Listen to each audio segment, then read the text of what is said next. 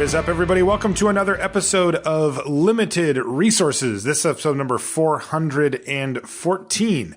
My name is Marshall. I'm one of your Limited Resources, and joining me on the line, back in Denver, Colorado, fresh off of his really solid performance, by the way, Luis, at the Pro Tour. Luis Scott-Vargas, how are you, sir? Good. Yeah, my Pro Tour top 37 finish. That's very good. That's top 10% of the field.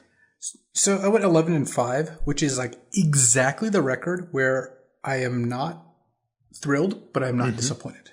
Like that is the one record. Yeah. And it actually is like just about what my lifetime win percentage is too. You know, it's slightly higher, something like 68%. And on the PT, I win, I don't know, 65% or something like that. So another win, I would have been pretty happy, and another loss, I would have been pretty unhappy. But this hits the sweet spot of like, yeah, I'm not unhappy with how I did, and I feel like I played pretty well, so can't really ask for a ton more. You know, and I mean, I'm kind of putting it through the filter, by the way, of this being your first back after having taken a full year off. I actually would have expected even a bit more rust than that, just because a lot of the players I've talked to have said, yeah, you know, you take a break and it takes a little while to kind of get it back, but not you. You just jumped right in there. I mean, and to put it in perspective, you know, I understand that for you, this might be like an okay, average, little bit above whatever finish. But I mean, this is the record you need to requalify for another Pro Tour, for example. Now, you don't need that. But when, you know, somebody, it's their first time at the Pro Tour, this is the record that they want, you know, as sort of their starting point, because it means they get to play again. It's not an easy record to get at the PT either. So it was fun watching you play again, man. I'm not going to lie. Like, I missed you in the booth, but I got you on Sunday, and then, it was cool to see you down in the feature match area messing around with me, you know, lands in front decisions and all that. I didn't play with lands in front, but I did think about it. You thought about it, and I saw it. I even called it out. I'm like, don't you? And then you're like, no, I'll just stay. I'm like, oh, look at this. The new benevolent Luis. All right. Well, we've got a jam-packed show lined up for you, so let's get going here. First things first, our sponsor, channelfireball.com. You know them. You've heard of them. Partly because, well, they do sponsor a team out on the Pro Tour. So if you're a fan of watching coverage, you'll certainly be familiar with Team Channel Fireball. And a big accomplishment from one of the members of Team Channel Fireball happened at this last Pro Tour Excellent. Mike Siggy, who's been on the show before, he made the top 8. Congratulations to Mike. A great finish for him and a great finish for Team Channel Fireball. And to celebrate, we're giving you $10 back. Celebrating Siggy's episode. By making random noises repeatedly. That is exactly what happened when he came on. He also said a lot of very good things in between. Well, I can't imitate that, but I can make the noises. To celebrate, we're giving $10 back on purchases of $100 or more and $25 back on purchases of $200 or more. So team up with Channel Fireball and hit the ground running for standard or whatever else that you need. I'm going to put a link in the show notes as well. So it's a Facebook link. You'll see it, and it'll give you any of the details about it. And once again, huge congratulations to Mike Sigris. Great job, Mike. Also, the Patreon. That's where you can support the show directly, of course. Easy to get set up. It's all the information's there. Patreon.com/limited resources. If you found that the show has benefited you and you wanted to throw a couple bucks back at us, that's the place to do it. One of the cool things you get is you get to ask questions on the Patreon question of the week. This one comes from Michael, who says, I had a draft recently where I got passed/opened 7 territorial hammer skulls. I ended up with 5, and I was wondering, how many's too many? More practically, is there a point where I should take a filler 2-drop over a premier 3-drop? Thanks. What do you think, Luis? Oh, for sure. I had a territorial hammer skull in my first draft deck at the Pro Tour, and I would have taken a Bishop Soldier over it, no question. And I might have taken a Queen's Bay Soldier over it, actually, just because at the end of the draft, if you have 12 3-drops and 2 2-drops, you'll just trade a 3-drop at random for a 2-drop, even if you have great ones. It almost doesn't matter that you've got better card quality if you can't deploy them in a reasonable time frame. And in a format like Ixalan, that ends up being quite important. And now, interesting to note how many, like in this case, 7 possible, Michael ended up with 5 of them. That's a lot. That's like basically all your 3-drops, right? Yeah, you don't need a whole lot more than that, and you're going to run into heavy diminishing returns. There's a reason there's a curve, and we're not just saying play all 2-drops or play all 3-drops. like, yes, 2-drops are generally more important and better than like 4-drops. But the reason you want 4-drops is because on turn 4, you'd rather cast a 4-drop than a 3-drop. Like, if you look at Gilded Sentinel, right? 4 mana, 3/3. This card is not good. But if you have 4 mana, this card is better than Queen's Base Soldier. It's a 3/3, not a 2/2. So right, exactly. You do actually have to pay attention to your curve, and 7 Territorial Hammer Skulls is not really where I'd want to end up. No. Now, one other thing to keep in mind is do the 3-drops that you're thinking about, are they better in multiples? Right. Some of them, like, for example, Shapers of Nature or something like that, having multiples of those isn't better necessarily because you can usually only spend the mana on it. Now, 3/3s for 3. Hey, you'll take those. But those ones specifically don't get better when you have multiples, but you can make a good argument that Territorial Hammer Skull does, right? Like you start making it so your opponent, it's just impossible for them to block. So, I would push it and play quite a few of them, but there certainly is a limit, Michael. Thank you for the question. All right. This next one is our Crack-a-Pack. This one comes from Eric. Thank you, Eric. All right. First out of the gates, just like it is when you play Magic, it's Nest Robber. No. Sunrise Seeker. No. Wow, this is not a great pack so far. Desperate Castaways. Also no. It's the front runner, but I don't think I've ever first picked one of those. Yeah, I haven't either. Sun-Crowned Hunters. Nope. Storm Sculptor? Where are you at on Storm Sculptor these days? It's a filler card. There are some decks where it becomes actively good. You have a lot of really cheap cards or some Water Trap Weavers, but in general, it's not a card I ever take over. Well, a card that I know is going to make my deck. Yeah, me too. And also, I'm really reticent to run more than one of them. They just get too clunky. Spike-tailed Ceratops, pretty replaceable 5-drop there. That's a no. Hijack. Wow, we just have not hit a card that I would even be remotely happy with first picking at this point. Oh, until now. Water Trap Weaver. There we go. All right, man. There we go. Fine card. Blinding Fog, and we should say fog in air quotes because it doesn't really fog. Certainly not picking it here. Here's a Paladin of the Bloodstained, a card I like quite a bit, but I would take Water Trap Weaver over it for sure. Shell Train Light. This is one you were pretty high on in the set review. Where are you at on it now? This is the white instant that gives your creature indestructible and you scry one. Yeah, it's fine. I'm not as high on it as I was in the set review, but I think it's a card I don't cut very often. Okay. Still on Water Trap Weaver though here, right? Oh yeah, for sure. Same. Navigator's Ruin. Have you ever played this or lost to it? This is the 2 and a blue enchantment with Raid that makes your opponent mill 4 cards. No, I don't think Navigator's Ruin is particularly good. Attacking your opponent enough times to mill them out usually just means you're doing a good job attacking them. Yeah, but have you ever lost to it or won with it? No. Me neither. I've heard people lost to it. I've never lost to it either.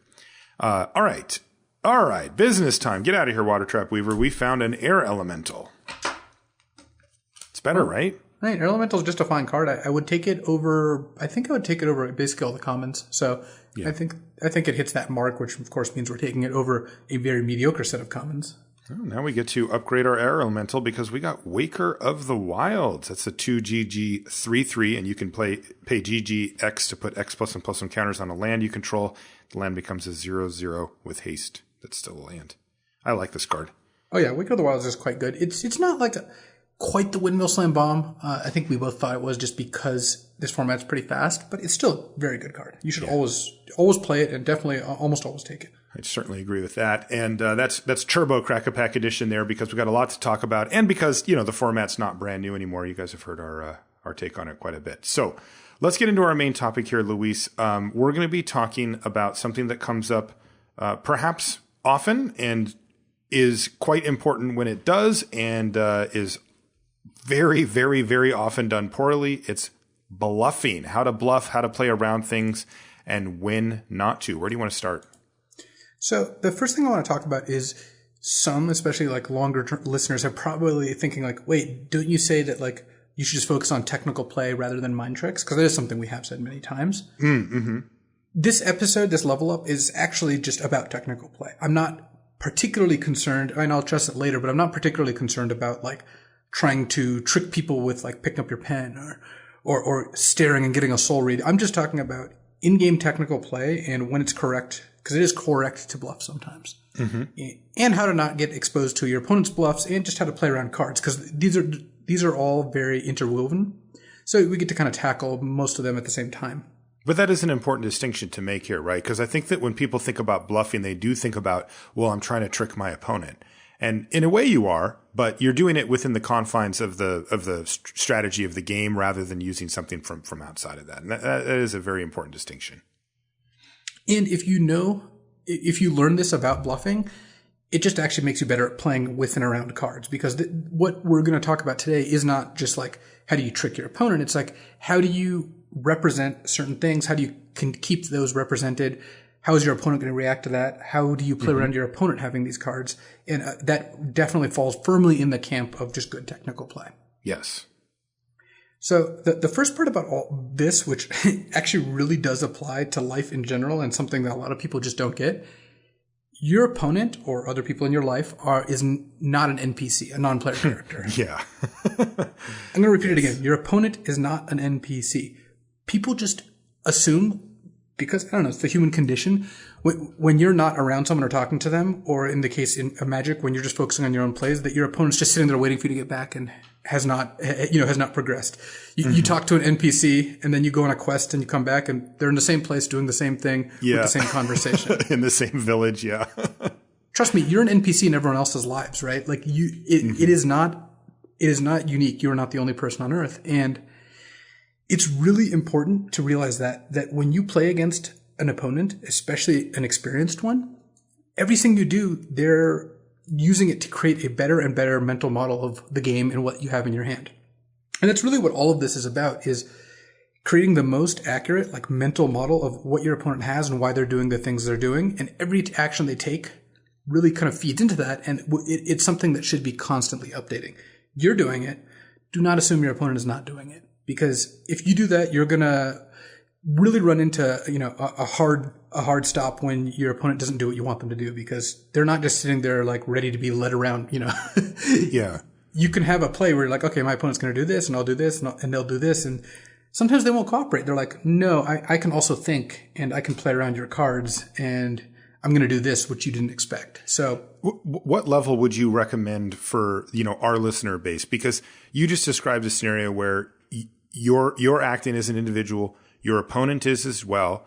You are paying attention to what your opponent's doing. They're paying attention to what you're doing, and you're trying to track all of that. Now, that can be pretty overwhelming, right?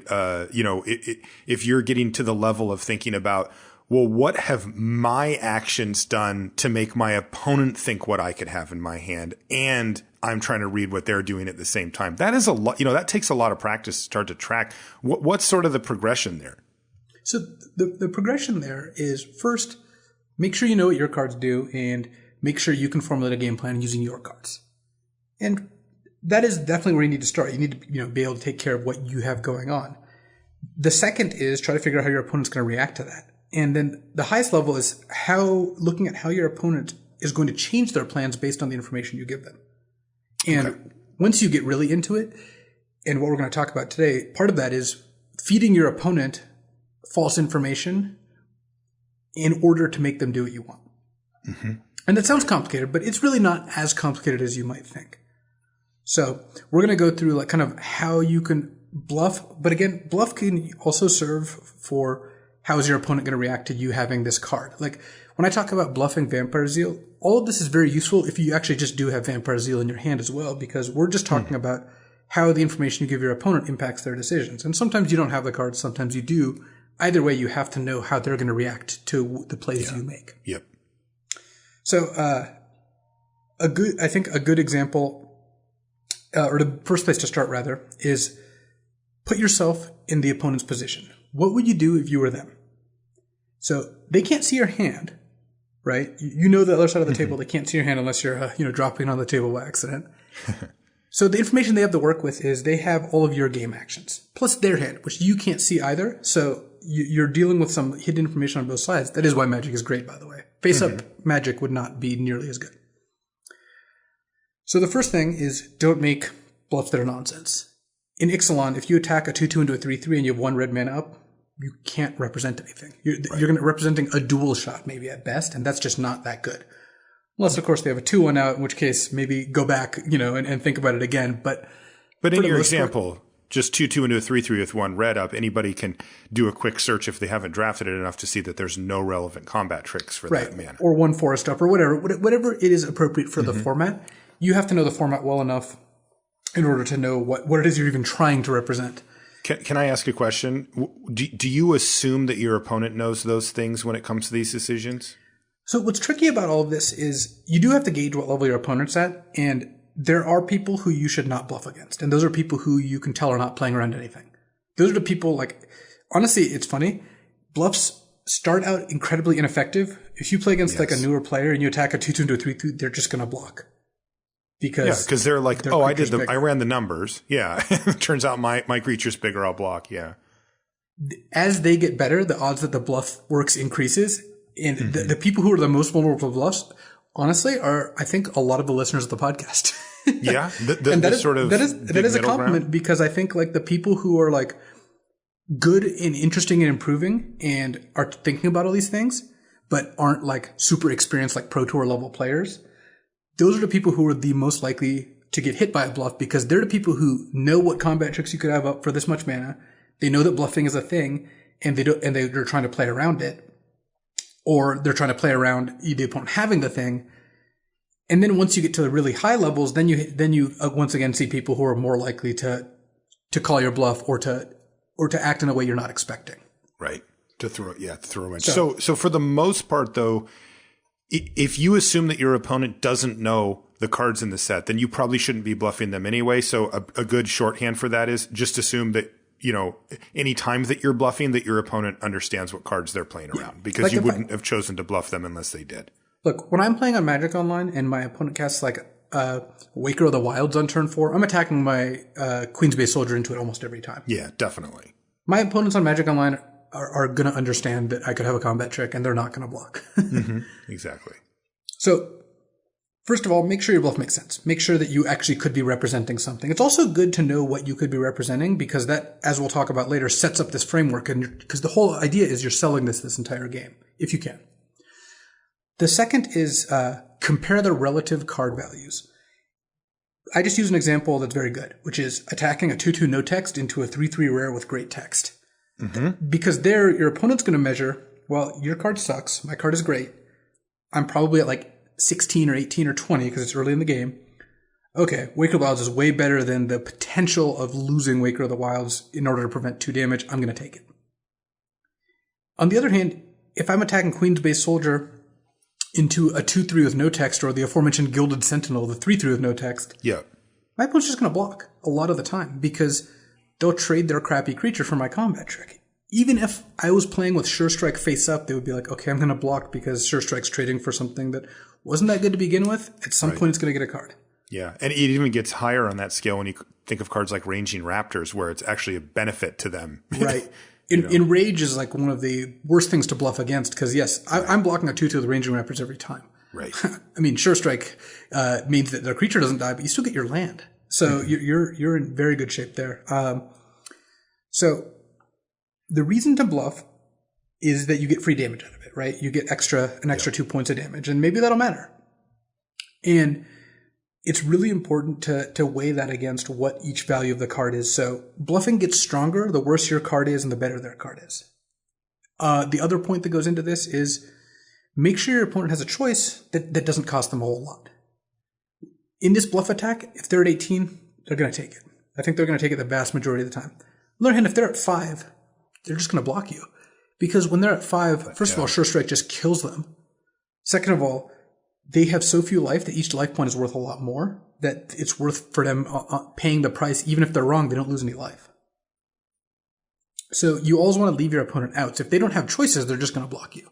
Yeah. You can't bluff attack when they're at 2 and you're attacking with a 2-2. They are forced to block. And every life point above that makes it less likely, but the lower they are, the more likely it is they're going to block. Yeah, I like that, by the way, thinking of it as a scale like that, right? At one end of the spectrum, they're at 20 or more life, where they're the most likely to take it, and the least likely they are to take it is when it's lethal attack. And there's a scale that goes above that, right? And I think that's a good way to view it mentally is, well, how likely are they to block? Well, one of the factors is simply that. It is, well, what is their life total and what does it mean to them? And I think if you can view that as a sliding scale, you'll have a good input into this decision. I also want to point out that we are using the attack a 2-2 into a 3-3 as the archetypical bluff because in limited, that is just the vast majority of what what you were talking about, whether it's a 2-2 or a 3-3 or a 4-4 doesn't matter, but it is you attacking without a combat trick into your opponent. Because once you get more complicated, and we're going to talk about them, there are other bluffs you can make involving spells in hand and passing the turn and whatnot. But the representing a combat trick it's what's going to happen most of the time. Also, are we assuming that our opponent is tapped out in most of these scenarios just for simplicity? It is, and a lot of the time you open yourself up to a lot more risk when your opponent isn't tapped out, but sometimes it's still worth it. Okay. So the next point is recognize what it costs you to run this bluff. Okay, so we've compared the value of the cards, we've recognized what it costs our opponent, and now it's time to turn that lens on ourselves and see what it costs us, right? That's where we're at? Okay. So if my opponent attacks their 2-2 into my 3-3, they are stating I have a combat trick. That's implicit. Yep. If they attack their 2-2 into my 1-3, I'm way less suspicious of them having a combat trick, and I'm more likely to block because that's kind of a free attack. Yeah. And therefore, it costs my opponent so little that I put less weight on them having a trick. When you have Headstrong Brute, 3-3 can't block, you're going to attack with that a lot of the time because it can't block. So you are given a lot less weight in terms of combat tricks by an opponent who's thinking about these things. It's kind of the sneaky upside to cards that can't block is that they're bluff proof. Your opponent has no idea because you just have to attack with it anyway. Yeah. Like, imagine your opponent has, a good value like a Shining Arrows or a 3-4 flyer. If you attack them with a 2-2, often they won't block because their creature's worth a lot more. If you attack them with a 2-2 that must attack, that's a completely different animal. You didn't have a choice, so they're way more likely to block, and your combat trick then gets much better. Right. And, on the one end of the spectrum, like, if you attack with a Hostage Taker that has a 6-drop under it, and they have a 3-3, if I'm the opponent, I'm looking at it like, wow, they just 100% have a trick. This is an insane attack. If you Yes. So that is a great example. I've never seen that happen, by the way. But the thing is, it's probably not even worth it then because the risk of ruin is just insanely high. But, yeah. Oh, I like it. I'm into this bluff here. I'm liking this. Oh yeah. Another thing in this vein is Bright Reprisal. Right. This is 5 mana, destroy an attacker, draw a card. When my opponent keeps 5 mana up and has 5 cards in hand, I'm basically never attacking them on turn 5. Yeah. Like, I'm just letting all the listeners know you can get me with that. And the reason is that is very, very costly because not playing a spell on turn 5, like, that's a huge, huge drawback. Disaster. So yeah. I'm looking at that and I'm thinking like, wow, they paid a really big cost. So I think the odds that they have it go way, way up. On the other hand, if they then play a Windstrider, a 3-3 flying flash end of turn, I then reset my Bright Reprisal counter back down to 0 because I have gotten new information. See, this is me updating my model of their hand. So the next thing to keep in mind, this is what a lot of people don't do all that well, is present a consistent story. And that means that, let's say you attack your 2-2 into their 4-4, but you don't send your 3-3, you're not really representing Vampire Zeal at this point. No, like, you would have attacked with both. Right. And so your opponent's going to look at that and they're like, okay, they attacked with their less valuable creature, thinking that if I block it, it's not the worst, but they didn't attack with their good creature. And let's say they run through all the tricks and there's no combat trick that lets you attack with one but excludes the other. They're way more likely to block. Yeah. I mean, there are cards like Stormfleet Pyromancer which make that more sense, but it's still, you have to be very careful about partially selling a trick because that just all of a sudden pokes a big hole in your story because all it is about selling a story. Yeah, and that goes from turn to turn too, right? Like, exactly. So at any point, if you sold the story of I have Sure Strike and then there was some combat where you for sure would have used it and you don't, your opponent is now going to not give you credit for it. So you should probably stop bluffing it if you had already given it, Right. If you bluff it on turn 3 but don't on turn 4, your opponent's going to, get very suspicious. Yeah. I had actually my first round of the Pro Tour, my opponent plays a Merfolk Branchwalker and it hit, right? So it's a 2 mana 3/2. I play Queen's Bay Soldier, pass back. My opponent attacks me. I don't block because I'm worried about River Herald's Boon, right? 2++1 counters will be pretty bad for me there. My opponent then plays a Deeproot Warrior, the 2/2 that gets ++1 when it's blocked. So far, they're very consistent with having a trick, right? They attacked a 3/2 into a lower value 2/2, and then didn't play anything, then played a 2/2. So I'm thinking it's more likely than not they have something. I attack them back, and I play a Emissary of Sunrise and hit. It's a 3/2 first strike. My opponent then untaps and casts Depths of Desire and attacks with both creatures. So now that to me reads like, oh, they didn't actually have a trick. Because if they had a trick, they would just attack with their 3/2 and their 2/2 into my 3/2 first strike. Right. But because they bounced it before blockers, I now reset my counter to, oh, they don't have a trick. I don't think they followed up. Okay, yeah.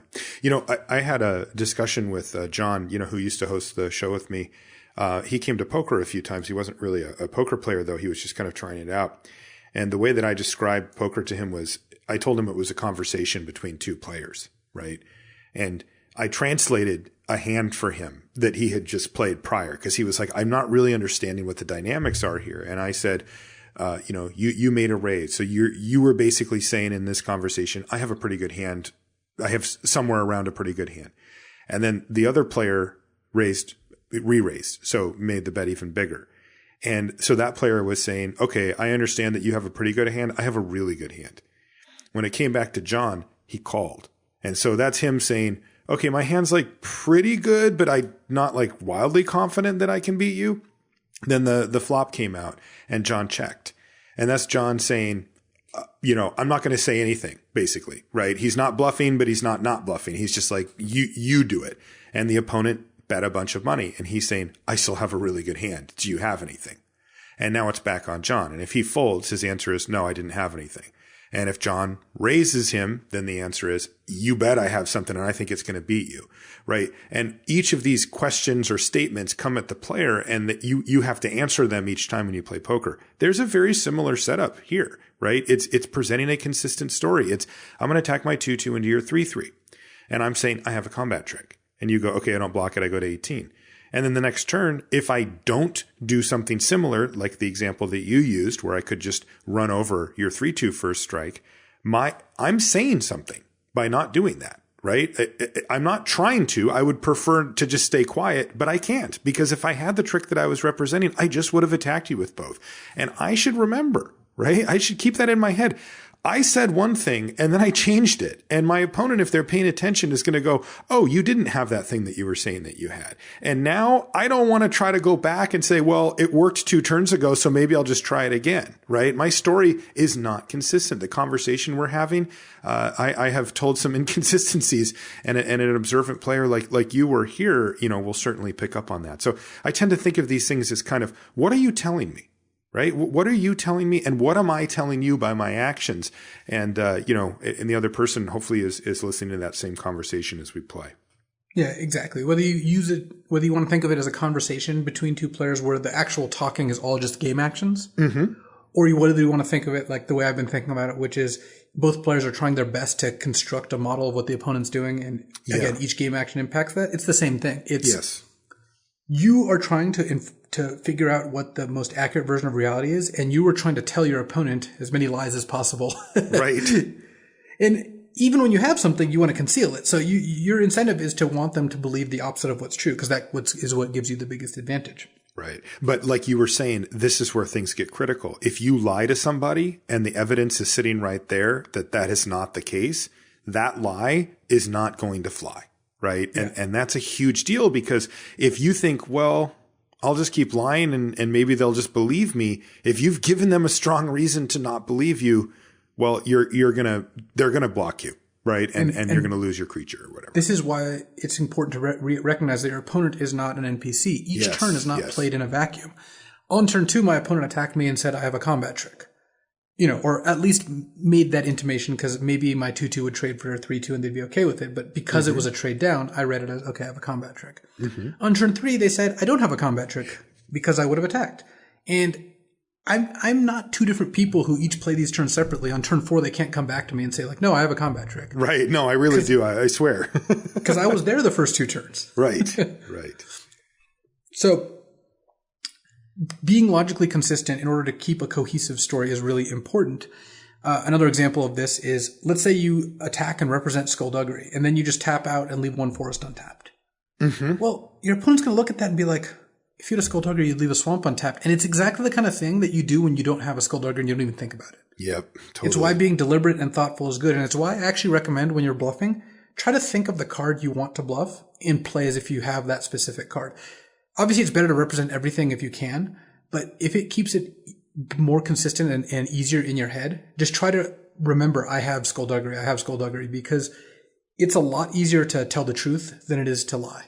And this is why, lies break down, especially the more complicated they are, and telling the truth is pretty simple. Remember, when you're bluffing, you're trying to tell your opponent a lie, and you need to keep that lie straight. So try to think of the card you're trying to represent. Likewise, if there's a condition where you would have cast this card and then you don't, your opponent's going to look at it and say like, wow, I used a 3 damage burn spell on your creature and you didn't Skullduggery to save it, as well as kill my 2/1. Okay, you definitely don't have this card. They're like, you do not have a Skullduggery at this point. Yeah, also, and maybe they wouldn't make that play if you had it, but I mean, it's the sort of thing where you just have to keep in mind at all times, I have this card. And if a situation comes up that's a really big red flag as to I don't have this card, maybe think, okay, I should not bluff this card. Right. One of the things that I think about for the conversational, the model thing that we were just talking about is like, let's say for 2 turns in a row, I convince you that I could have a Skullduggery and I make attacks and blocks and mana taps that are consistent with that. And then on the 3rd turn, there's a play that's made, like you were saying, where if I had Skullduggery, I for sure would have cast it and I chose not to. Like, in your head, you're very aware of that, right? You're like, the story I was telling just completely broke down and I need to stop telling that story. And you need to keep track of that as well, because I'm saying for me, I'm like, I'm lying. It worked. I'm lying. It worked. I got caught. I'm not going to keep lying, about that particular thing. Right. Yeah. That's just the thing. That's why you have to constantly update this. That's why this isn't something written in stone, and it's on both sides. And that's why this gets a little complicated, and why, I did want to talk about this today, but again, make sure you have your house in order before you start, going the full distance here. But this is something you need to grasp. Even if you're not planning on bluffing, you have to know what your opponent's thinking about. That's the whole goal. Mm-hmm. And keeping both of these, and that's why I use the mental model, is because we both have versions of reality, and I have to keep track of what both of them are at the same time. And sometimes they line up. Sometimes things are pretty clear, and what I think of the game is going on and what my opponent thinks about the game that's going on is very, very close. Sometimes they're very divergent, and you have to at all times remember what it is you think that they think. And that helps inform you for whether you should attack or block or how. Yeah. I do want to also mention how annoying it is when you bluff a card, then you draw it. It's so annoying. You're like, I had you. It worked, and now I just perfectly sold the Sure Strike bluff. Then I drew it, and my opponent's just going to think I had it the whole time. Yeah, and you want full credit, Yeah, I've definitely experienced that too. It's funny how that feels weird. to keep in mind is you can use prior game information. Again, you're playing against the same opponent you played against last game. Mm-hmm. If your opponent has seen 2 Skullduggeries in game 1, game 2, you just go hog wild. Mm-hmm. You just get to make all these attacks, because your opponent is just going to be like, well, I don't want to get blown up by the card I saw 2 of. Right. And likewise, if it's game 3 and my opponent has no tricks and they attack me, I'm just going to block them a lot of the time. I'm not saying it's 0% they have a trick, but it is just less likely. Mm-hmm. And I'm less likely to believe a bluff from my opponent if I haven't seen any tricks and it's game 3. Yeah, absolutely.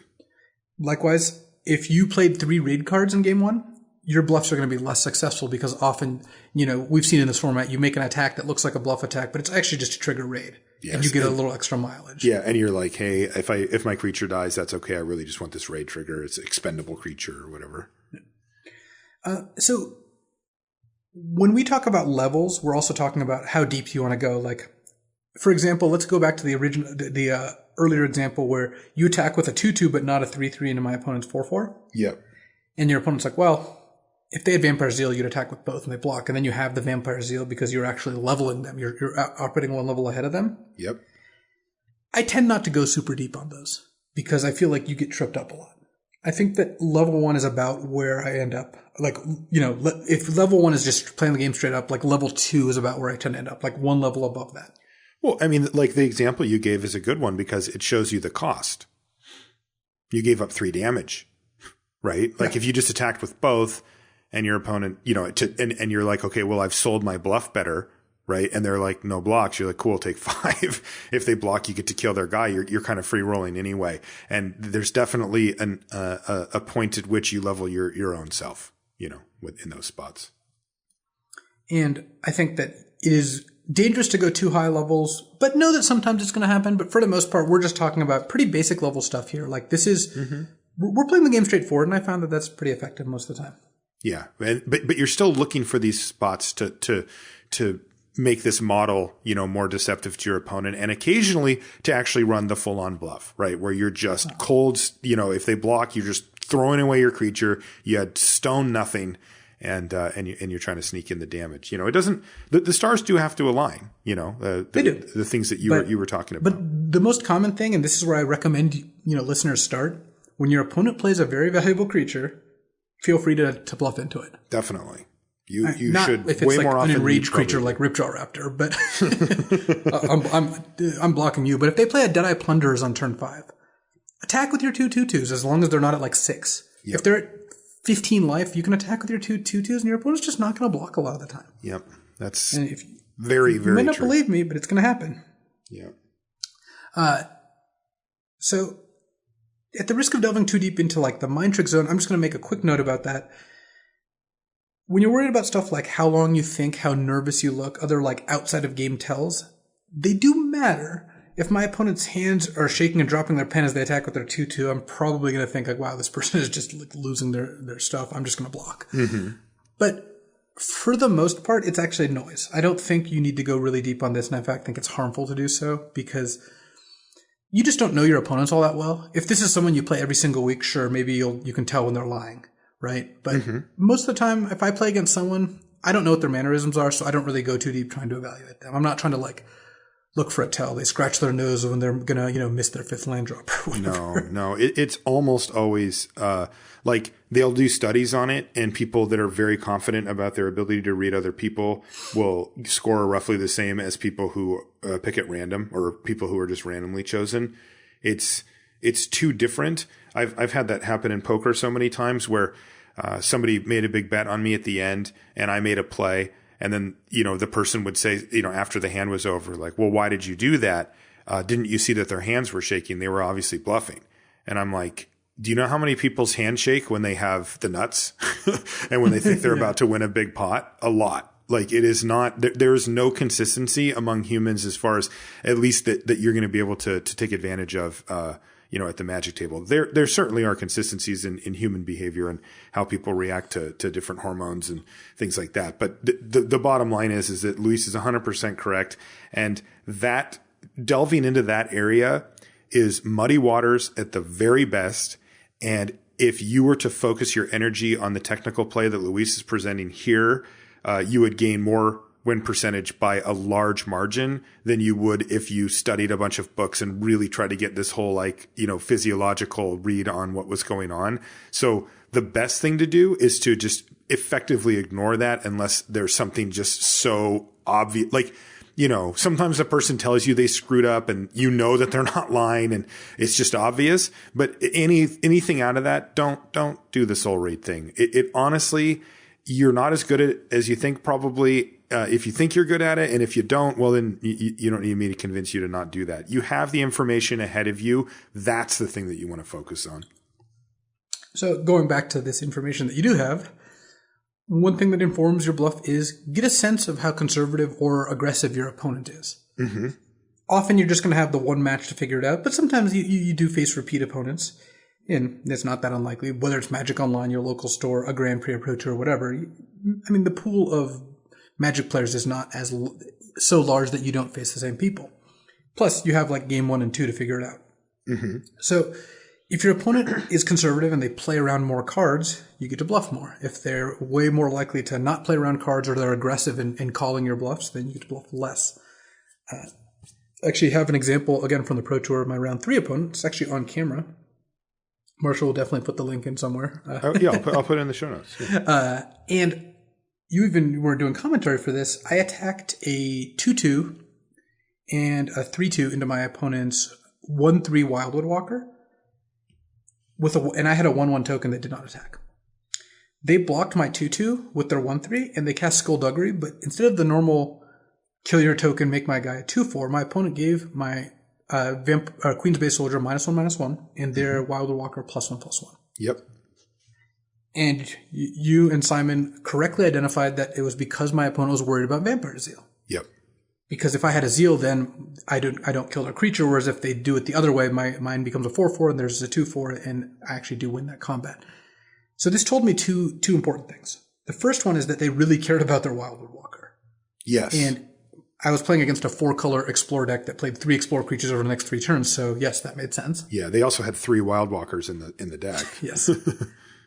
The second is that my opponent was conservative. They were not looking for value, which is kind of interesting because they actually had mulligan that game, and my draw was pretty decent. So it did mean to me like, okay, my opponent is very wary about the combat tricks I have, and in fact are willing, even in a somewhat disadvantageous place, to play around a combat trick. Okay. And that informed how I attacked later in the match. I mean, you saw one turn I attacked a 3/2 into a 4/4 and like a 3/4. Mm-hmm. And that's because I thought my opponent was going to be pretty conservative, and they in fact just took the damage. It wasn't a full on bluff, but it was an attack where I did not want them to block. Okay, yeah, and you were perfectly willing to play into that given how they had played prior. Yeah, a way to make sure your opponent gets less information by this is kind of an aside is when you have a counterspell in your hand, have a mental idea of what you want to counter versus not. So that when your opponent puts a card on the stack, you don't spend 10 seconds hemming and hawing and then letting it resolve. Right. Or having to, do you ever stop your opponent? You know, sometimes people just play a card and like, let's say it's an Explore creature. They just reach for their library. You know, they don't even bother to check with you, and you've got, you know, blue, green up or whatever. Do you ever stop them?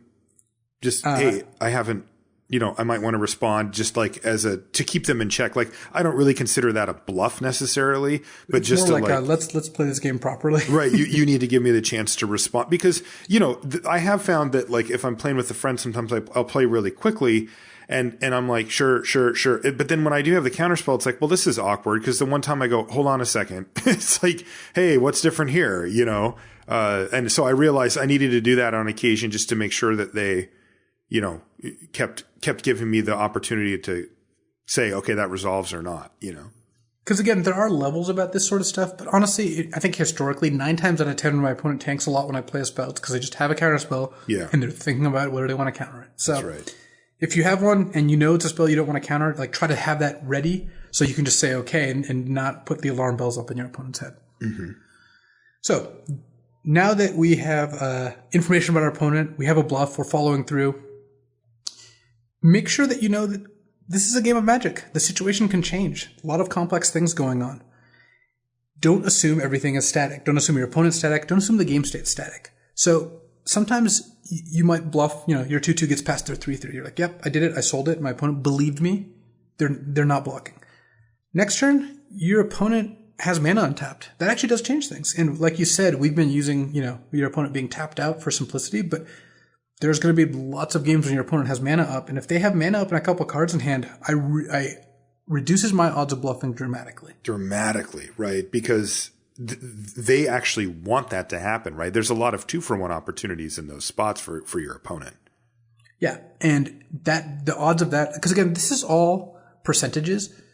There's not a whole lot of assurances when you're talking about any of these gameplay decisions. No. And what you're trying to do is figure out percentages. And that also means if you get bluffed or if you bluff and get called, that doesn't mean it was wrong to bluff. It just means that you hit one of the times when your opponent decided to call. I mean, it could mean that it's wrong, but it doesn't necessarily mean that it's wrong. And be aware, sometimes you're going to get called, and it's going to be a little embarrassing that you just attacked with your 2/2 into their 2/3 and put your creature in the graveyard. Yeah. But we're trying to win games of Magic. We're not trying to not be embarrassed. You know, one of the things that people say about poker, and I think it translates directly, is that if you never have a bluff called, you're just not bluffing enough. Exactly. Right? I mean, that's a very simplistic statement, but it does ring true that, like, if you think about it. Yeah, when was the last time that you had a bluff that was actually called? And if you're scratching your head, like, you know, if you play a lot of Magic, you know, you go to F&M or you play on Magic Online or whatever, and you're thinking to yourself, when was the last time I just sent a 2/2 in and my opponent was like, screw it, I block, and you're like, you got me, and you bend it and then played another thing. Like, when was the last time that happened to you? If you can't remember, you're probably not bluffing enough. And that is just very true here because you should not fear, again, embarrassment. It's just like exactly, what Paulo mentioned in a recent article, which is it's better to make one mistake everyone sees than two mistakes nobody sees. Mm-hmm. And I am a firm believer that you should not care what other people think about your game while you're playing it, like how it looks. Mm-hmm. And if that means playing a land after you get four spiked or bluffing and getting called when it was right to bluff, it's all the same thing. So other things that might change the situation, they have a lower life total. You bluffed your 2-2 past their 3-3, hooray. Sure. But now they're at 8. And all of a sudden, it's becoming less and less appealing to take damage. So keep in mind that does change the calculus, right? That does make your opponent reevaluate and think like, how bad is it if they have this thing? Mm-hmm. And it certainly means that turn after turn after turn, they're not necessarily going to take damage. Right. Also, if the game goes later and they've developed their board more, their creature might be worth less. Like, yeah, Waker the Wild is always going to be worth a lot. But let's say you bluffed past their like 3-4 flyer and you have a Grazing Whiptail out. Mm-hmm. Now they're probably thinking like, well, I'm not getting it anyway. No attacks, no blocks. There's no way to go through life. So I think they're more likely to throw something in the way. Do you think that it would be fair to say that generally speaking, the earlier in the game, the easier it is to bluff? That is generally true because players have more life total. So the life is worth and less. More cards in hand. More cards in hand. And less developed board. Yep. Because that's another thing that changes. Like clearly if you play your last card, actually that's one of the most satisfying parts of Magic, by the way. You represent a sure strike for 2 turns, and then on turn 5 you go land number 5/5, drop no cards in hand, go, and your opponent just sits there and like, you sly dog. Yes. Oh, I love that feeling. That is the best. Even just on a short term where you're like attack with all these and they're like block, block, block, and then you just empty your hand, and even just on that one turn they're like, oh man, you didn't even have it. You're like, go. Best feeling. But keep in mind that is a real thing. You can no longer bluff that sure strike if you've played the last card in your hand. Yeah, don't forget that. No, best case scenario, right? Draw it. Yes, that is that. Because then they look at you like, really? Because who has the guts to bluff in that situation, right? Where you just ripped one card and you're just like attack with everything, and they're like, no. I haven't seen too many people bluff that though. That is a mighty bluff. But even going down to like 1 or 2 cards in hand also just reduces the odds. Again, this is all just like constantly updating calculations. Yep. And when my opponent has 1 card in hand, it's just less likely that they have a trick than they have 5 cards in hand, even it's regardless of how they've played. Totally true. Yep. Your color pair, of course, matters for this as well, right? If you're playing white-green, there's a lot of different tricks you can have where if you're playing blue-black, well, that number gets slimmed down quite a bit. Right. And, you always have to, of course, be aware of what type of cards are relevant. For example, let's say that you're in black blue and you have 3 mana up, right? Skullduggery comes to mind. So does Dive Down.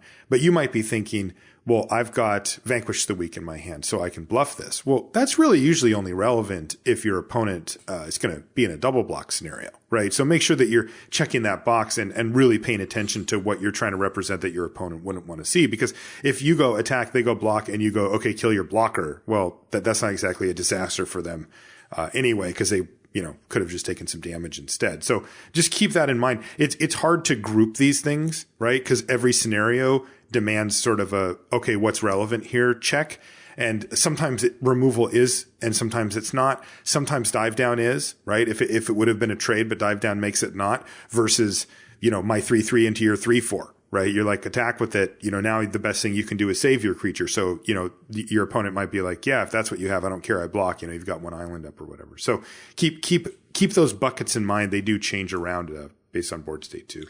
And all this sounds and is complicated, but what I think is a really good takeaway from all this is not that you need to tackle every single thing we're saying whole hog and feel like, yep, I'm armed with this knowledge and now I'm going to remember everything and update it every time something happens and think about what my opponent's thinking about.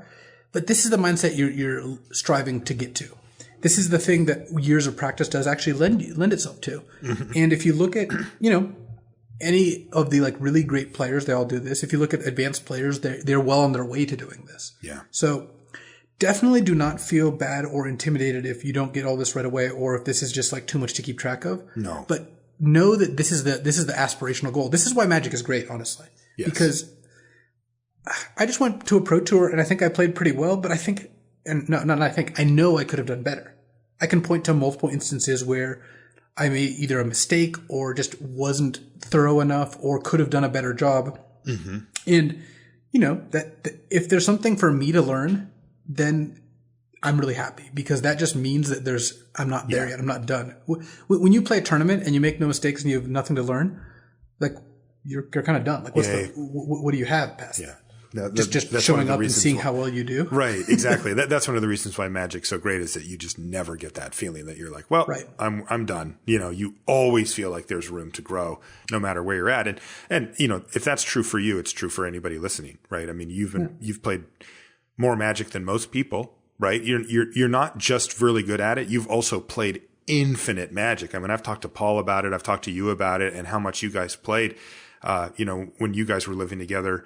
And, when you were doing the whole Pro Tour thing full time, I mean, it's just absurd how many hours of Magic you guys have put in your life, and you're still not, 100% there. It's refreshing, I'll say. And honestly, if I had a limited resources to listen to in that sense, I would have probably done it faster. But, back then we didn't have anything like this. There was barely Magic content. Yeah. So no, the modern day Magic player has it pretty good. They got this type of stuff, and the videos and all that kind of stuff. Streams, really, videos, coverage. Yes. Just everything, articles, what's the picks, all those things. And what we're trying to give you a base for, and this is true of this episode and every episode, is not no one understand everything we say. This is what you're working towards. And one of the things that's really important is just think about what you're doing, what your opponent's doing, and what it all means. And this is a subset of it, but an important one. I mean, I think it's even more important, even though this is a level up episode and applicable to other formats. Ixalan is one of the formats where combat tricks are the best that I can remember, like, ever. Mm-hmm. Like, this is, how we're normally not like huge fans of combat tricks? No, but we love dive down somehow. Yeah. Like, what happened to Vampire us? Zeal is just source It's just great. Yes, exactly. Yes. I had 5 in one of the decks I had leading up to the Pro Tour. I posted in the team forum, and I was like, should I have cut a Vampire Zeal for any of these cards in my sideboard? And my whole team was like, no. Like, it's insane. Yeah. Your opponent is just consistently put in a position where they are forced to block, and where, they don't get the luxury of saying, okay, I'm just going to take it. And, whether it's a bluff or not, it's just so often that they have it. Yeah. That's definitely true here in Ixalan. Let's look at the flip side of this now. Okay. Because again, these are very interwoven, and that's playing around cards. Right. And playing around cards is certainly very important. It's exactly the kind of skill that gets dangerous the more you use it, up to the point where you've actually mastered it. Because if you're going to go back to that bell curve, at first you don't play around anything. Mm-hmm. Then you get a little better and you start understanding, playing around cards, this is smart. I can anticipate my opponent's moves and counter them. But you play around too much, or you don't do a very good job of playing around cards, and you've actually cost yourself win percentage. Yes. Your win percentage dips for a little while. But then it goes up much further, because playing around cards is a big part of how you win in Magic. Yes. The baseline scenario that I like to think of for this type of stuff is the spot where, one of us has I cast a 2/2, you have a 2/3. At first I would just never consider attacking into you. But if I did, and now, we're in your shoes, a base level player would be like, well, my creature's bigger, I'll block you. Right. That's just sort of the level one. The next level, because you see this pattern so many times that your opponent goes, okay, play a combat trick, you lose your creature, and then they play something else, or that's their turn. And you feel kind of bad because you're like, oh man, you just played that stupid combat trick and you got to kill my creature. Like, I don't feel good about this. So then what they do is they'll say, okay, I'll take the 2 here, and then I'm going to play my land on the next turn with my combat trick or my removal spell available. And I'm going to trick you. I'm going to say go, and I'm going to leave my mana up. And when you attack me, I'm going to block. And when you go for your combat trick, I'm going to get you, right? That's the next level, is thinking that.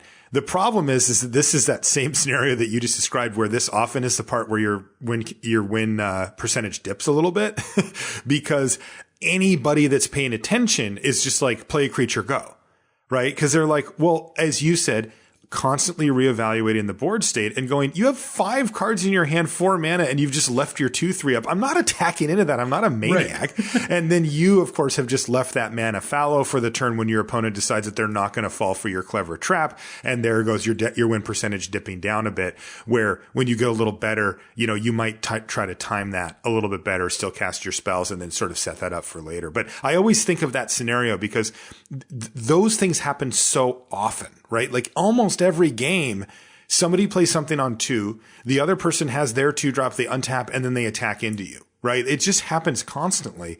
And, people start to see those patterns very, very quickly. And when it comes to playing around stuff, the good players start to pick that up quite quickly and just look at that scenario like with absurdity. I'm not attacking into you. That's just insane to do so.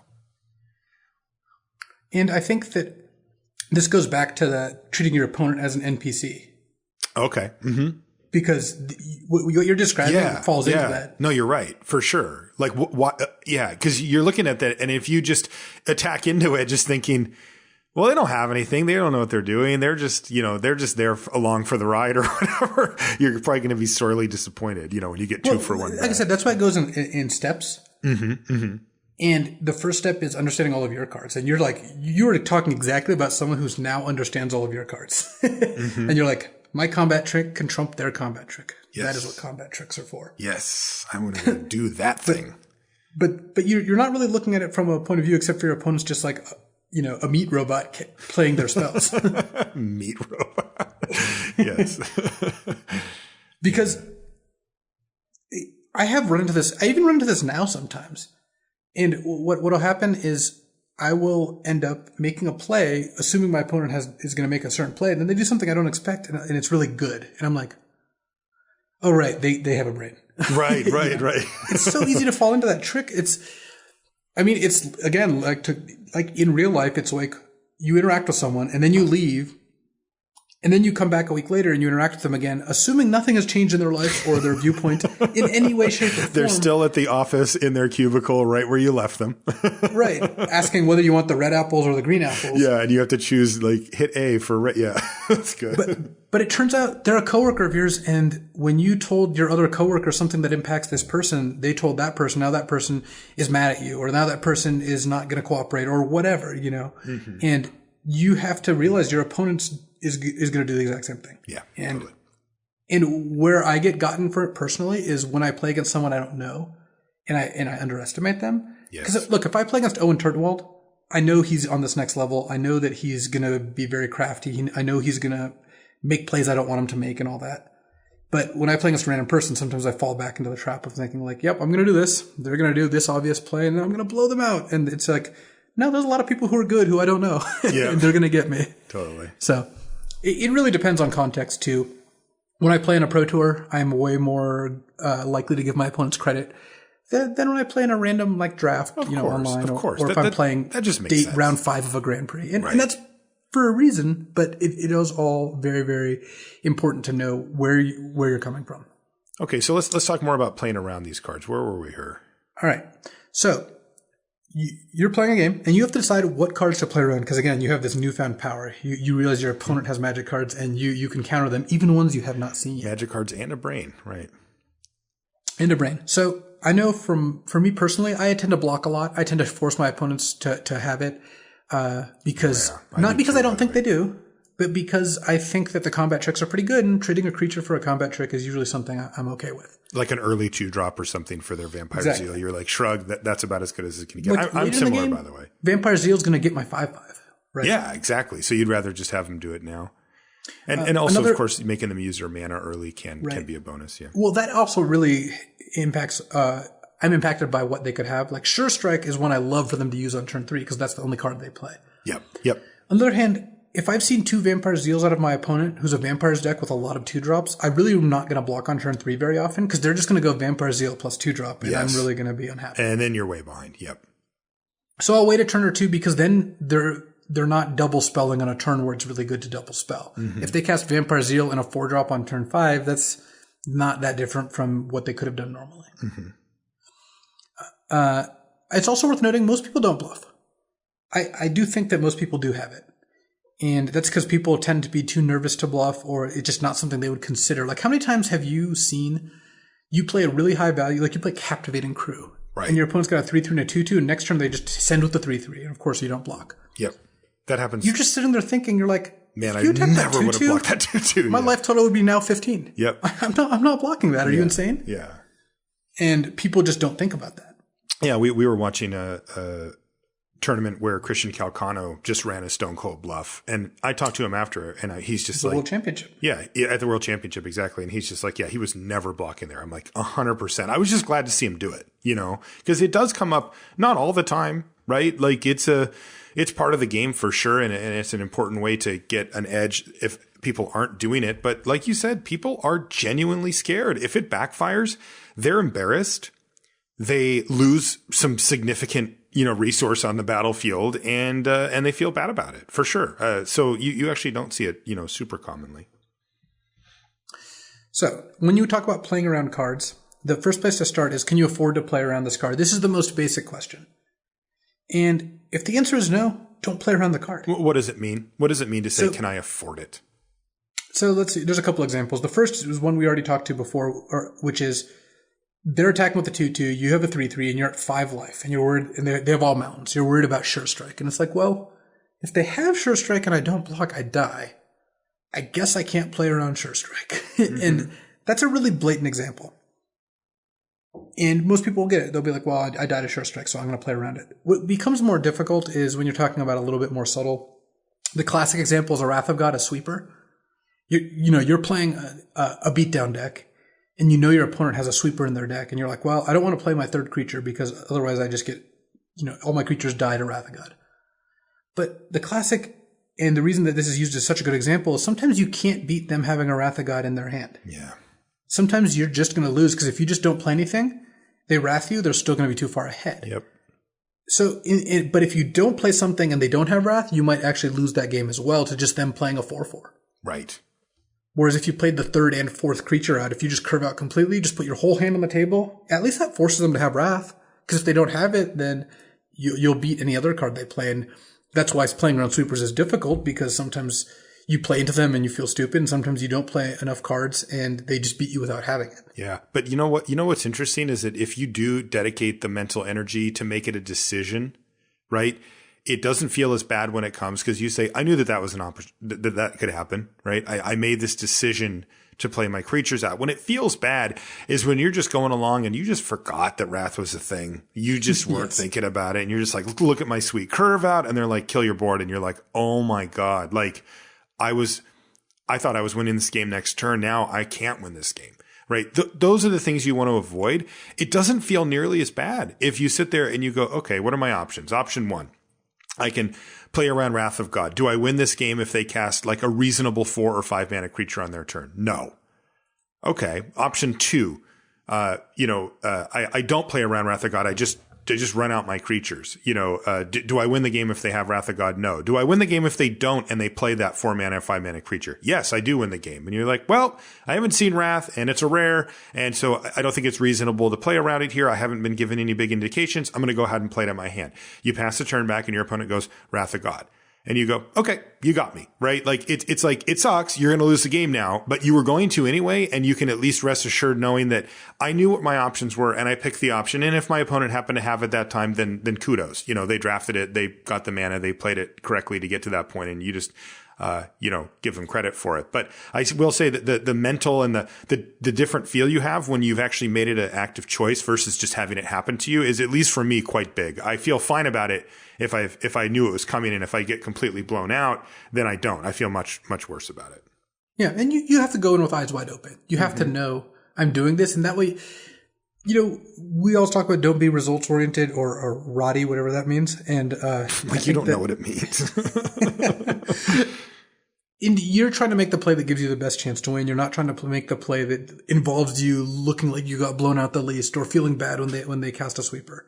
You're trying to win the game.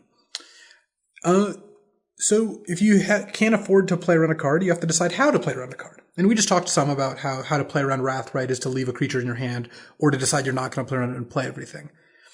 Going back to like the Sure Strike example, figure out, okay, do I have the life total reserves to take a hit here?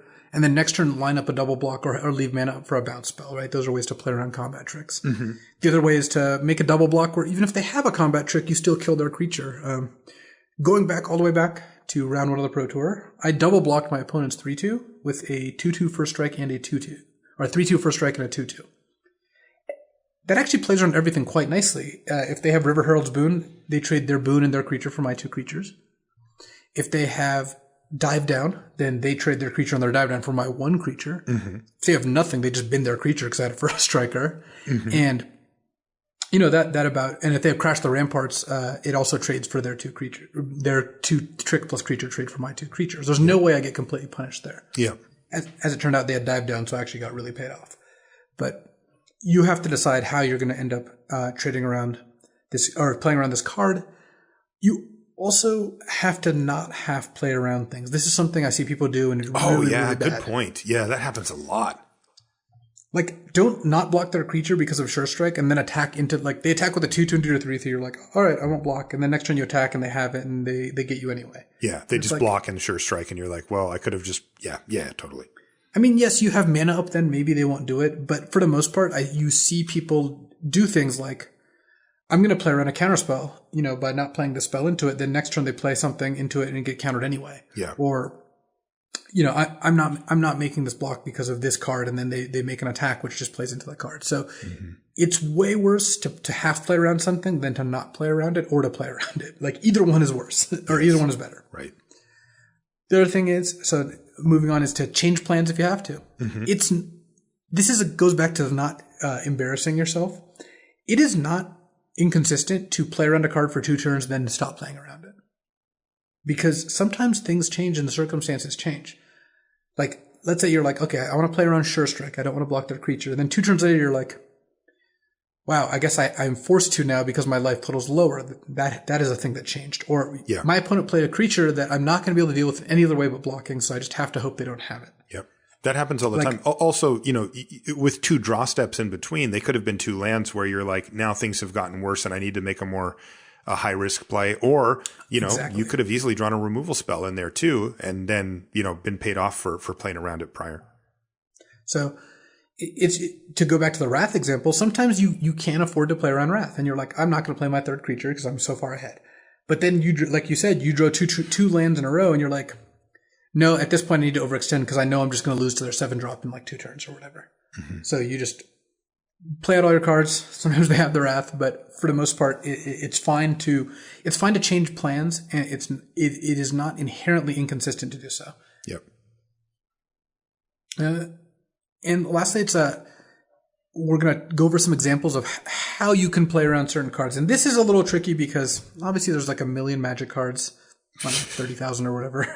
And playing around them, it really depends on the shape of the game. There's a lot of stuff. But we're going to give you some baselines for how to play around cards. Because now that you've figured out that they have a card, well, how do you use that knowledge to your advantage?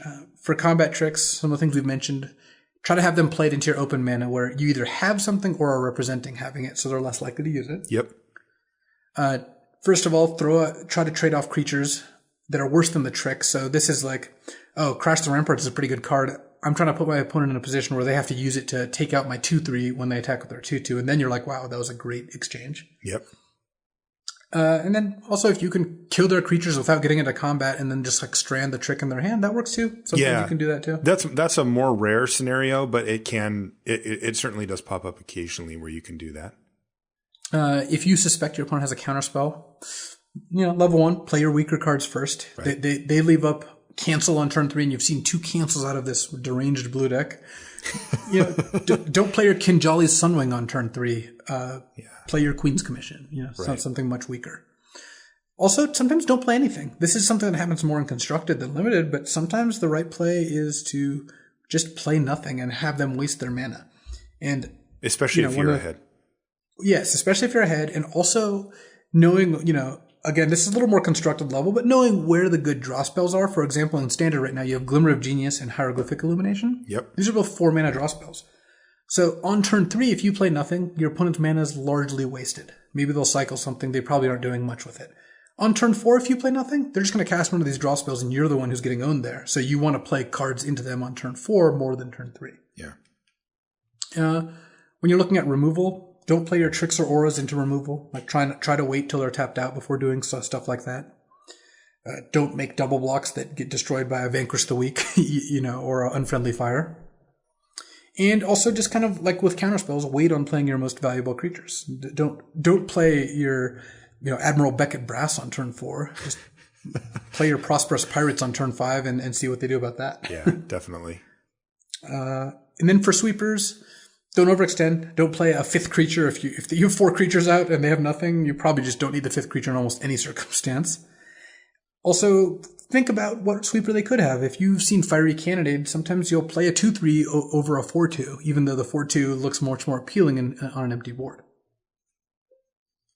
So, figure out what they have. And then those are all common examples, but there's a lot more to it. So this isn't trying to give you a step-by-step guide of playing around every single No, card, but these are good. These are good highlights. That would take longer than even a normal episode. Yes, it would. And these are super solid highlights. And I think that as you play, you see these spots come up, and you'll recognize how unique each one is, right? And it's very rare that everything's identical as far as what colors of mana your opponent has, what cards you've seen from them, what's on the board.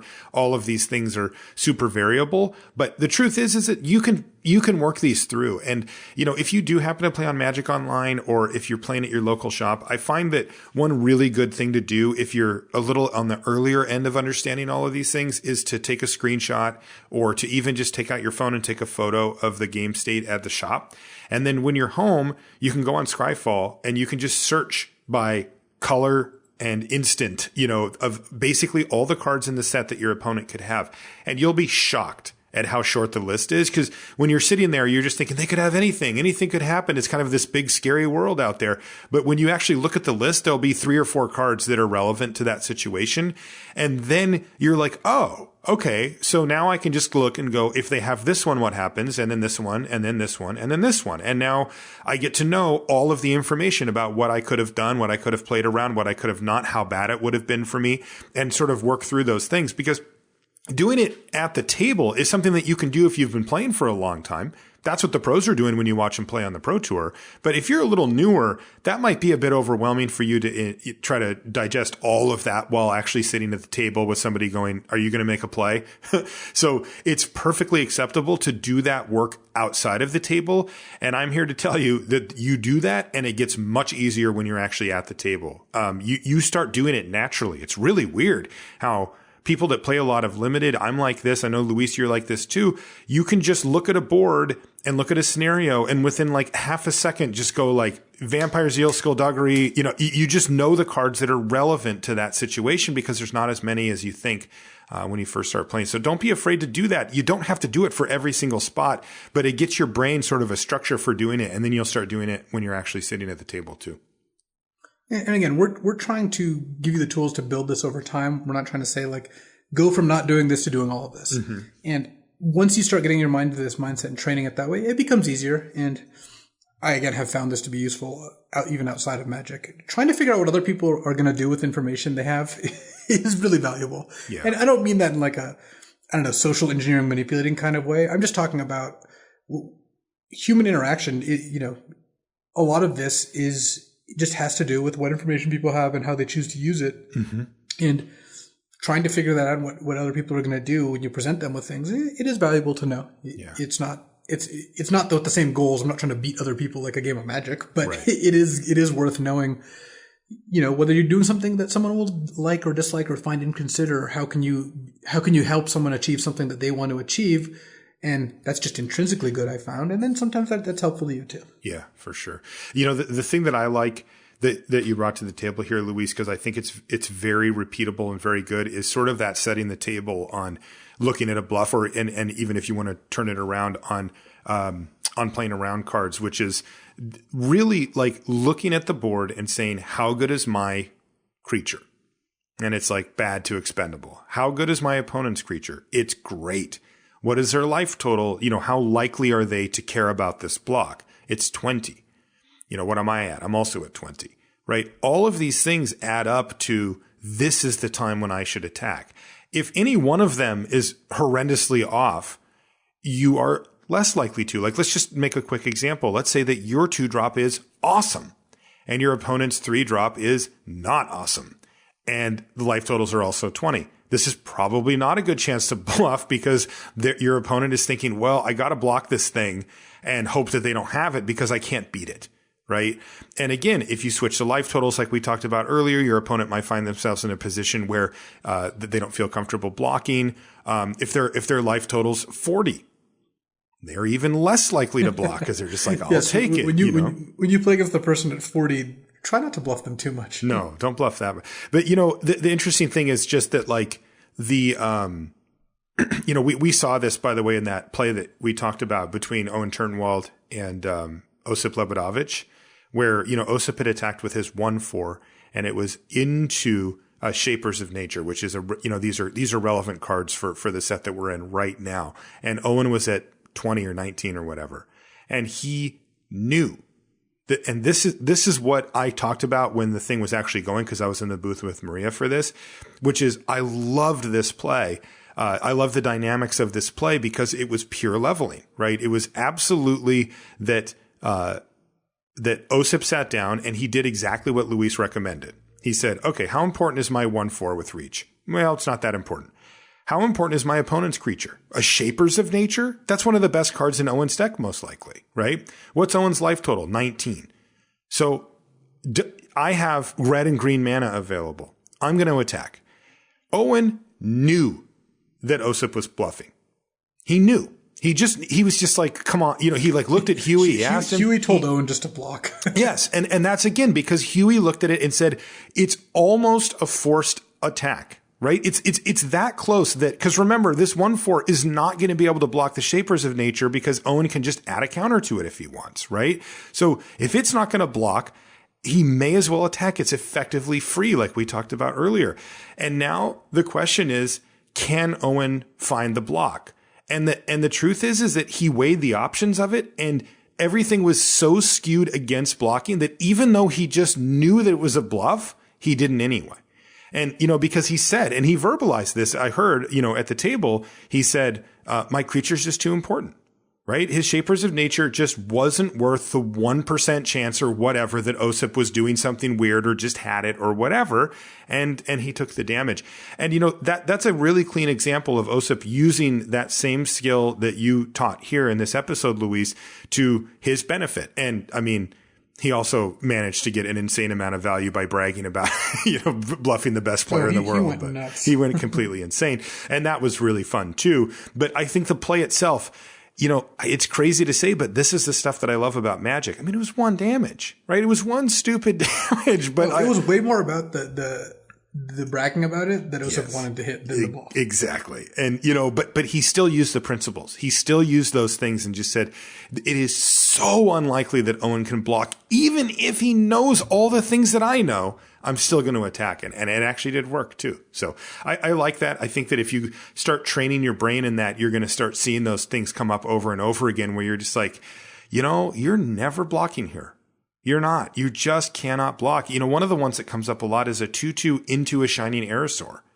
The Shining Aerosaur is a really good card and a really good blocker, but if your opponent's tapped out and you have just sort of a useless 2/2 on the ground, if I can represent it, I'm likely to send that guy in there. And I think Shining Aerosaur, the reason I pick it, by the way, is I think it's like the bottom end of that range of like a good enough card that people want to protect it. And when you go up from there, it just gets better, for you. So. Yeah. Anyway, I love that. I love that stuff, Luis. This is the part of the game that really fascinates me to this day.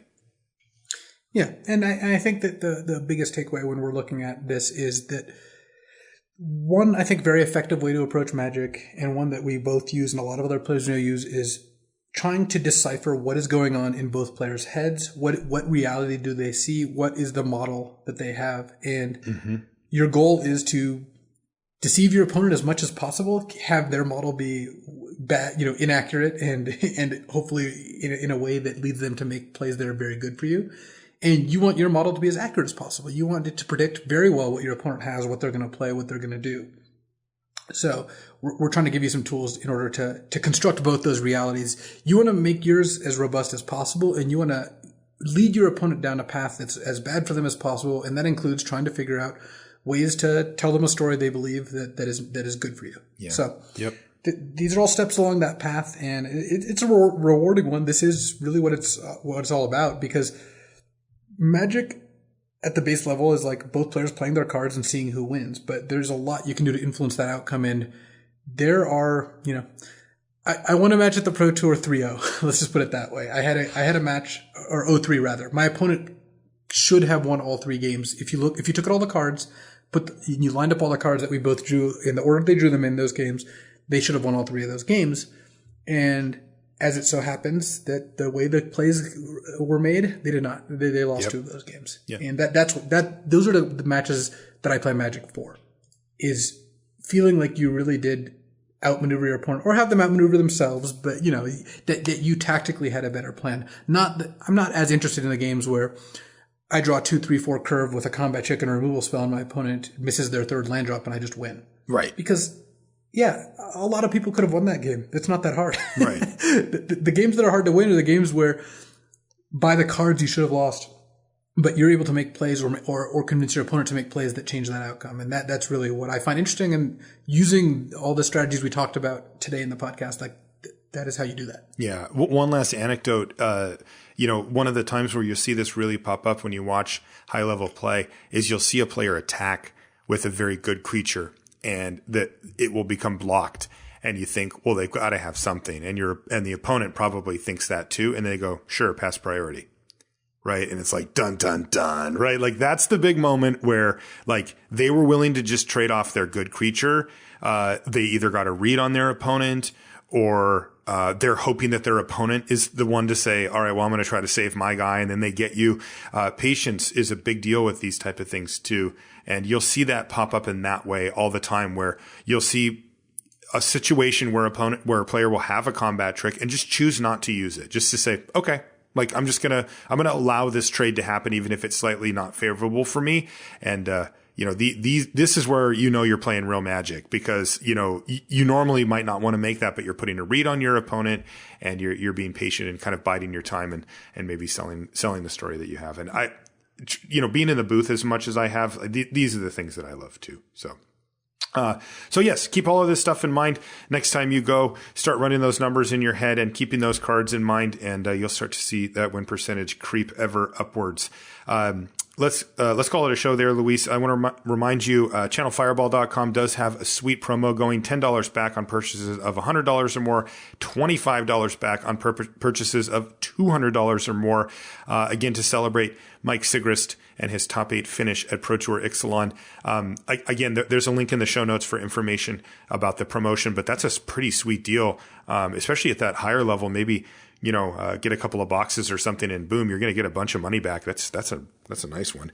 Channelfireball.com. And then, like I said, I've got the link in the show notes for that as well as a bunch of other, notes. Lots of links, on this one to reference some of the stuff that we were talking about. Yeah. I threw in some links from, old Paulo articles because I think, well, first of all, he's still the best Magic writer, even though some of these articles are 5 years old. And he really is. They also deal with this subject matter, and they actually read them in preparation for this episode because I knew he had written them, and I wanted to take a look at what he had. Why does he write better than I do? There's a lot of ways I could go there, but let's just say Paulo's very talented. But I mean, like, I grew up speaking English. It's just like not even fair. It's just insane. He's so good at all this stuff. I think I could probably still eat more ice cream than him then, though.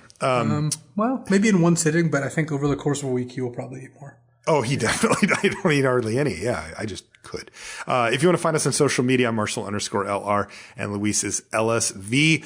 You can find everything related to the podcast at lrcast.com. Thank you so much for hanging out, and we will see you next week. So I do want to delve into some of the mental game, more nonsense examples here, because once again, I like that. I don't want to put these in the main body of the show because I think that some amount of this is just frippery and stuff that you really shouldn't be focusing on. But, I have used some of these in tournament play, and honestly, if we're being completely honest, it's because I feel clever and it's funny more than I care about how much win percentage. I appreciate your honesty with this one. Okay, what do you got for us? So, one is actually in one of Paul's articles, but it does involve me, so it is my story, so I get to tell it. And this is in the last round of Pro Tour San Diego. I was actually 15-0 at this point. And that's not the point of the story. I do have to mention it. Just slide that in there. Yeah. Mm-hmm. So I was playing Naya, red, white, green, and I had lightning bolts in my deck. My opponent was playing Jund. My opponent had 2 Putrid Leeches in play. This is a 2/2 that says pay 2 life. Man. Putrid Leech gets +2/+2 until end of turn. I remember that guy. Only use this ability once per turn. I was in a position where I did not want my opponent to pump the leeches. They were going to attack with both, and I had no blockers. But I didn't want to take 8. I wanted to take 4 because I thought it was unfavorable for me for this race to go this way. So what I did on my turn was sacrifice Arid Mesa to get a mountain and just said go. And the reason I did that, it was to make sure, blatantly sure my opponent knew I could cast Lightning Bolt. And it was such nonsense because if my opponent had just been like, but if you had a Lightning Bolt, you would have just kept your Arid Mesa there and done it in response. But I was just like, look, I've got Lightning Bolt, like, that is too funny. And it worked. My opponent didn't pump the leeches, and I ended up winning, because of that extra life, even though that was a classic example of me just treating my opponent like an NPC. If I do that against, Yuya, I just get laughed out of the building. Well, wait, no, but did you have a Lightning Bolt? Oh, no. God, no. You are such a... That's too funny.